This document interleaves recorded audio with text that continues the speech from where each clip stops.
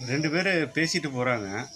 கேரளால வந்துட்டு மூளைய தின்னும் அமீபானால கிட்டத்தட்ட ஒரு 19 பேர் இறந்து போயிட்டாங்க அப்படின்னு சொல்லிட்டு. அப்ப அந்த 2 பேர்ல பார்த்தீங்கன்னா, ஒருத்தரு தமிழன்னு அவர் சொல்றாரு, "கேரளாக்காரெல்லாம் மூளைக்காரன்னு நிரூபிச்சுட்டீங்க" அப்படின்ட்டு. "எப்புட்றா சொல்றேன்ட்டு." "அந்த அமீபா மூளை உள்ளவங்கள தான தாக்குது. அதனால தான் 19 பேரே இறந்து போயிட்டாங்க" அப்படின்ட்டு தமிழன் வந்துட்டு கேரளாக்காரர்ட்ட மலையாளிட்ட சொல்றாரு. அப்ப மலையாளி உடனே தமிழன பார்த்து சொல்றாரு, "எதுக்கு தமிழ்நாட்டுல யாரையும் வந்துட்டு இந்த மூளை தின்ன அமீபா யாரையும் தாக்கல, யாரும் இறக்கல" அப்படின்னு சொல்லிட்டு.